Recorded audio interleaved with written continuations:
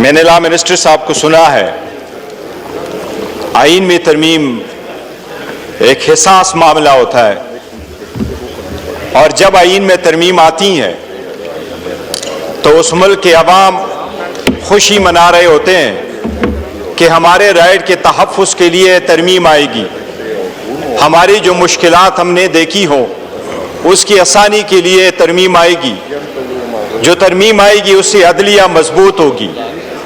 लेकिन अफसोस का दिन है, आज जमहूरियत के लिए एक शोक का दिन है कि जमहूरियत के दावे करके वोट को इज्जत देने के नारा लगा के आज वो जमहूरियत को दफन करने के लिए एक कदम आगे बढ़ रहे हैं। जो ईवान में तरमीम लाई जा रही है, जनाब स्पीकर, ये तरमीम अगर प्रोसेस हो जाएगी और इस ईवान से ये अप्रूव होकर चली जाएगी, मैं समझता हूं और हम सारे यही समझते हैं कि इसके साथ जमहूरियत बरइनाम रह जाएगी।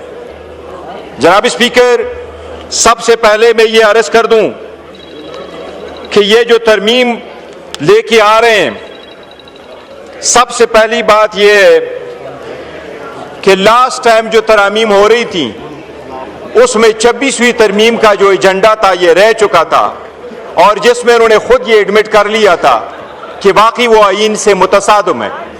वो एजेंडा दोबारा ये रिकॉर्ड पे ला करके अपने मेजॉरिटी के बलबूते पे ये खत्म करना चाह रहे हैं। जनाब स्पीकर, ताकत के बलबूते और जनाब स्पीकर अपने जाती मफादात के लिए जो लोग इमारतें तामीर करते हैं, लोग उनको अपने अवामी और नेशनल मोनूमेंट नहीं समझते, अवाम उनको गुलामी की यादगारें समझते और उनके मिटाने की कोशिश करते हैं। आपका ये पिरामिड बनने से पहले गिरेगा। तारीख में पहली मर्तबा, दुनिया की तारीख में पहली मर्तबा एक न्यूक्लियर स्टेट के सरबरा बाहर मुल्क में बैठ के, बाकू में बैठ के वो अप्रूवल करा रहा है। इस तरमीम को हम बाकू तरमीम कहते हैं। इस बाकू तरमीम को, इस सुबह बेनूर को हम नहीं मानते, अवाम नहीं मानते। जनाब स्पीकर, मुकद्दस जिम्मेदारी है, ईवान कह रहा है, आईन कह रहा है, उसके इब्तिदाई अल्फाज प्रियम्बल के यही है। इब्तिदा के अल्फाज, आईन के इब्तिदाई अल्फाज यही है कि जब वोट उठाएंगे तो अपनी जिम्मेदारी ईमानदारी के साथ अवाम के लिए और जमहूरियत के लिए इस्तेमाल करेंगे। आज उसके साथ बेईमानी की गई है, उस जिम्मेदारी के साथ। जनाब स्पीकर, सबसे पहली बात तो यह है कि यह हुकूमत जब आई, PDM 2, PDM 1 की हुकूमत जिस वक्त आई तो अप्रैल में यह हुकूमत आई और मई में सबसे पहले उन्होंने तरामीम कर ली नेशनल अकाउंटेबिलिटी ऑर्डिनेंस में और 50 करोड़ से कम केसेस को कंसिडर किया कि ये करप्शन के केसेस नहीं होंगे और अपने सारे केसेस खत्म करा के ये साइड पे हो गए। और अब जाते जाते अपने आप को इम्यूनिटी देने जा रहे हैं कि हम जाएंगे तो इम्यूनिटी जाएंगे, हम कानून से बालातर है कि हमारा एहतसाब नहीं होगा। दुनिया में जमहूरी मुमालिक में अवाम के सामने, कानून के सामने जवाबदेह होना ही जमहूरियत है। कानून के सामने जवाबदेह होने ही कानून की बालादस्ती है। क्या सहाबा और खुलफाए राशिदीन पेश नहीं हुआ करते थे? क्या जमहूरियत में आपने नहीं देखा उस जमहूरियत को सलाम जिसमें प्रिंस एंड्रियो को क्वीन एलिजाबेथ जब जिंदा थी तो उसने उसको कहा, न्यूयॉर्क में आपके खिलाफ एक लड़की ने सिविल सूट फाइल किया है लेकिन मेरा बेटा प्रिंस के हैसियत से उसको डिपेंड नहीं करेगा, मैं अपने बेटे से टाइटल ले लेती हूं और वो रॉयल की हैसियत से वहां नहीं जाएगा।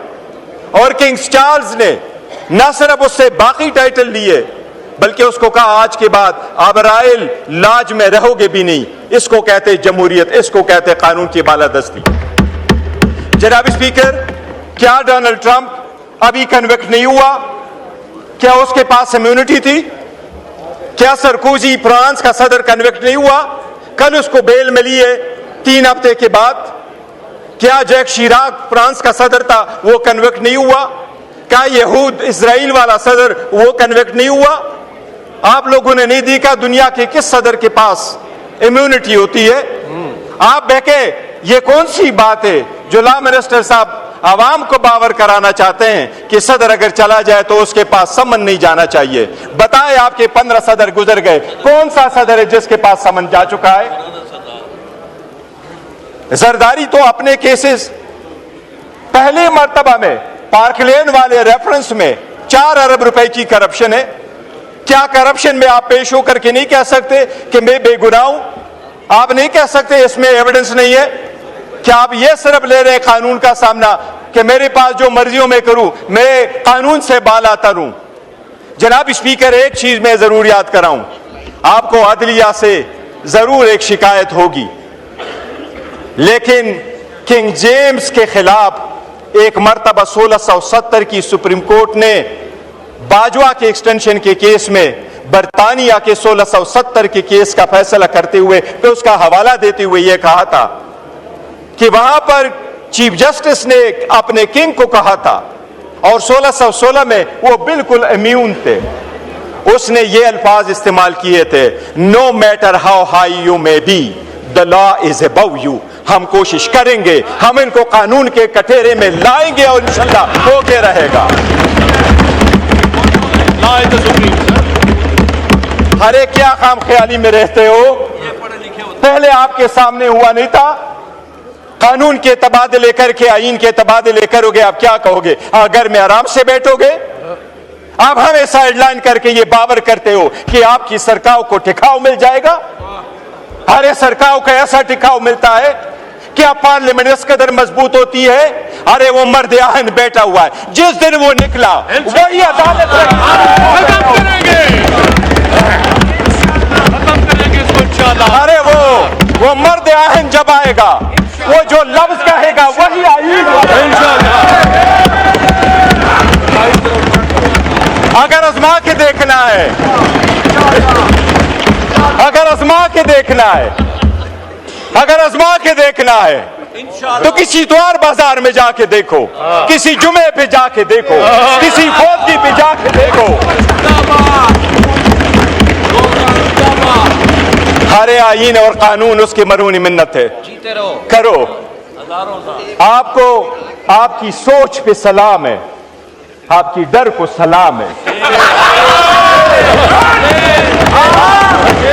इतना डर, इतना भयानक डर, तौबाजी कि वो दरवाजा ना खुले, कोई उससे मिले ना, मैसेज ना आए। और एक चीज जनाब स्पीकर बताता हूं, हम उस मुल्क के वफादार हैं, सलाम करते हैं, और जो यूनिफॉर्म में नहीं भी हम उनको सलूट और सलाम करते हैं, उस कौम के मुहाफिज हैं, उन्होंने कुर्बानियां दी है।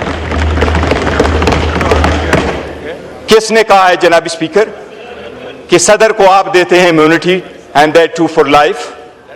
क्या सिर्फ एक बंदा है जो परफॉर्म करता है function in relation to the state? क्या गवर्नर फिर नहीं करता? क्या स्पीकर नहीं करता? क्या वजीर आजम फिर नहीं करता? हम अपने आप के लिए कानून बनाएं और अपने आप को कानून के मुहाफिज कहते हुए फिर अपने आप को इम्यूनिटी ले ले। हम अवाम के पास किस मुंह से जाएंगे? वो अवाम जो बेचारी सफर हो चुकी है, जिनके पास मिलने को खाना नहीं मिलता, जिसके हॉस्पिटल में बेड नहीं है, जिसके लिए जो वो अगर थाने में चला जाए वहां इंसाफ नहीं है, अदालतों में इंसाफ नहीं है, तो क्या हम सिर्फ एक फर्के में ऊपर फर्का बना दे? एक एलीट क्लास ऑलरेडी एग्जिस्ट कर रही है, एक और एलीट क्लास लेके आए जो कानून से भी बालातर हो, और आपके सारे बहाने खत्म हो गए। With all due respect law minister साहब, बहाने अब खत्म होने चाहिए। और बहाने ये थे कि जब हम पहली मर्तबा फेडरल कॉन्स्टिट्यूशनल कोड बनाने जा रहे थे तो आप लोगों ने हमें क्या कहा? आपने सुप्रीम कोर्ट की तादाद बढ़ाई, 16 जजेस थे, 33 जजेस पे लेके गए। आप 53 जजेस हाई कोर्ट और सुप्रीम कोर्टों में लेके आए। मैंने आपको 16 सितंबर में यहां कहा कि 56,000 केसेस सुप्रीम कोर्ट में पेंडिंग है। वो केस जिसके लिए आप फेडरल कॉन्स्टिट्यूशनल कोड बना रहे हैं, जिसको आपने प्रिसाइसली कहा कि वो आईनी मसाइल कहेंगे, वो सुप्रीम कोर्ट में आज भी फकत 148 केसेस है। बाकी केसेस आर्टिकल 184 के नहीं है, वो आर्टिकल 199 के आईनी मुकासद नहीं है। अगर 141 केसेस के लिए आप कॉन्स्टिट्यूशनल अदालत बना रहे हैं, ये सब उसके लिए नहीं बना रहे हैं। जनाब स्पीकर, आवाम के बुनियादी हकूक का हुकूमत के खिलाफ, हुकूमत की जद-कोब में जो लोग आ जाते हैं, उनके खिलाफ लोगों के पास एक किला होता है, अदलिया किला की हैसियत से ये उस किला को फतह करना चाह रहे हैं और अपनी मर्जी के पैसे ले लेना चाह रहे हैं। जनाब स्पीकर, मैं दो चीजों का बसद एहतराम अर्ज करूंगा। आज जब आपने तरमीम करने जा रहे हैं, आपने सेरेमोनियसली भी सुप्रीम कोर्ट को नहीं छोड़ा। आपने सुप्रीम कोर्ट ऑफ पाकिस्तान को खत्म किया, जो तो रहने दिया है, उसके हैसियत को आपने डिस्ट्रिक्ट कोर्ट के मुताबिक में किया। बस जनाब स्पीकर, मैं डायरेक्टली क्वेश्चन करूंगा लॉ मिनिस्टर साहब से कि आपने आर्टिकल 176 में तब्दीली क्यों की? आज के बाद पाकिस्तान से आपने हमेशा हमेशा के लिए चीफ जस्टिस ऑफ पाकिस्तान का टाइटल खत्म कर लिया। 100% आपने खत्म कर लिया। आर्टिकल 176 में तब्दीली करके आज के बाद चीफ जस्टिस ऑफ पाकिस्तान नहीं होगा, वो chief justice of supreme court होगा, दूसरा chief justice of federal constitutional court होगा। आइंदा पूरी दुनिया जब भी कोई आइन से रिलेटेड, लॉ से रिलेटेड, रूल ऑफ लॉ से रिलेटेड, आईनी अदालतों से रिलेटेड दुनिया में कभी कोई कन्वेंशन होगा, पाकिस्तान की नुमाइंदगी नहीं होगी, क्योंकि पाकिस्तान के साथ पाकिस्तान का चीफ जस्टिस नहीं रहा। इतना बड़ा जुल्म ना करो, वो वापस कर दो। आपने उसको डिस्ट्रिक्ट जज छोड़ दिया, लेकिन आपने सुप्रीम कोर्ट ऑफ पाकिस्तान, बताओ इस अदालत को कौन से आर्टिकल में जिसमें आपने ये रखा है ये कि there is a chief justice of Pakistan. Chief justice of Pakistan खत्म हो गया जनाब speaker, chief justice of supreme court रह गया। आपकी कौन नुमाइंदगी करेगा इंटरनेशनल वर्ल्ड में? जहां तक आप फेडरल कॉन्स्टिट्यूशनल कोर्ट लेके आ रहे हैं, जनाब स्पीकर साहब, मिनटों के हिसाब से होता है। आप अगर chief justice federal constitutional court बनाने जा रहे हैं तो आपने प्रोवाइड किया कि प्राइम मिनिस्टर उसका पहला चीफ जस्टिस लगाएगा और प्राइम मिनिस्टर उनके जजेस लगाएगा, और वो जजेस 68 ईयर्स तक होंगे, unless and until they are 68 years old. अगर आप पहला बेच रखते हैं, सेकंड बेच कब आएगा? इसलिए आप पिक एंड चूज कर रहे हैं। ये प्रोसेस भी सरासर गलत है। जनाब स्पीकर, मैं एक अर्ज करूं आखिर में, और मैं ये अर्ज कर रहा हूं कि जमहूरियत के लिए आईन में तब्दीलियां कंसेंसस से की जाती हैं, और लोग ये यकीन करते हैं कि जब आप कंसेंसस के साथ तब्दीली करेंगे तो वो आवाम की बुनियादों को, जमहूरियत की बुनियाद को मजबूत करेगा। जनाब स्पीकर, उन्होंने डिवाइड प्रोवाइड किया। और एक चीज आपने लास्ट टाइम वज़ीर आज़म ने यह कहा था कि हमारे पास लोटों का वोट नहीं आया। मुबारक हो, कल आपने 2 लोटों के वोट से अपना तरमीम पास करवाया, वो भी 62 भाग गया। वज़ीर आज़म ने लास्ट टाइम हमें कहा प्राउडली कि मेरे जो उन्हें हमें वोट दिया है 5, उनको हमने निकाला है। उन्होंने कहा था वो लोटे नहीं थे। चलो कल तो लोटों का वोट लिया। लोटों से बना हुआ तरमीम योराना आवाम की खिदमत नहीं कर सकेगा। ये बड़ी बदकिस्मती है।